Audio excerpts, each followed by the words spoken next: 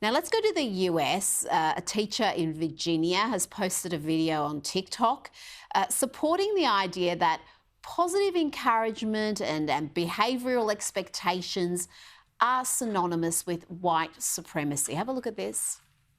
PBIS concerns itself with positive behaviors. We have to ask ourselves, okay, well, what are those positive behaviors? And it's things like making sure that you're following directions and making sure that you're sitting quietly and you are in your seat and all these things that come from white culture. The idea of just sitting quiet and being told stuff and taking things in a passive stance is not a thing that's in with many cultures. So if we're positively enforcing these behaviors, we are by extension positively enforcing elements of white culture, which therefore keeps whiteness at the center, which is the definition of white supremacy.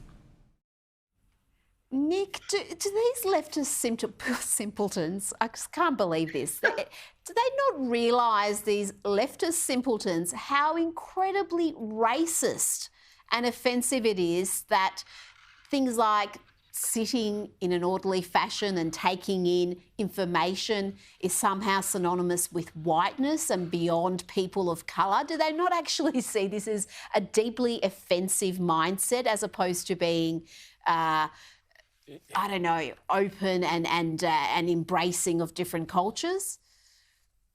Well, thank you for playing that clip to me. It just shows how far gone they are, how far divorced from reality, divorced from the standards. I mean, this is quite crazy stuff, right? What are we saying? That, you know, a teacher, for instance, a white teacher shouldn't tell a class to sit up straight and behave. You know, where does this lead? It just leads to chaos, and they're not helping the kids. I mean, kids need to learn to be quiet and behave in class, whatever colour they are.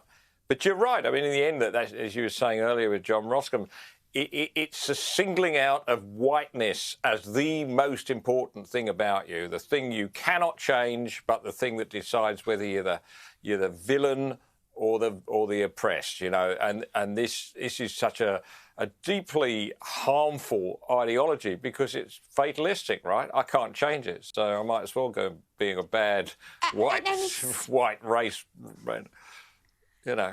I can change it. I can be better to people.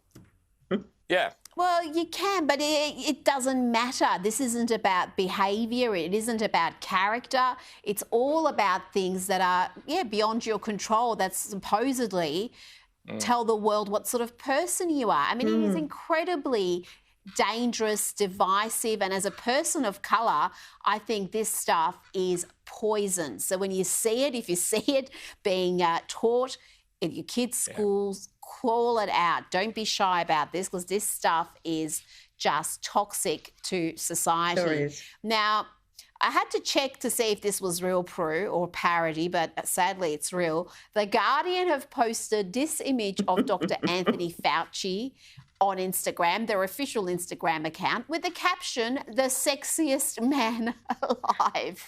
It doesn't end there. They reported there will be a documentary release called Fauci. What else? Prue, this worship of health bureaucrats is a rather odd, to say the least.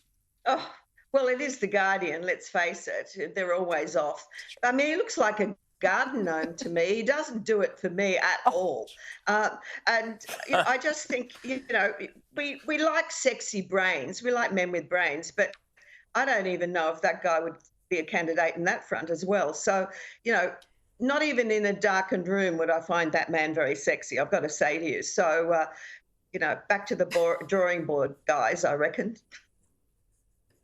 Yes, Guardian, try a bit harder. Prue McSween is not impressed.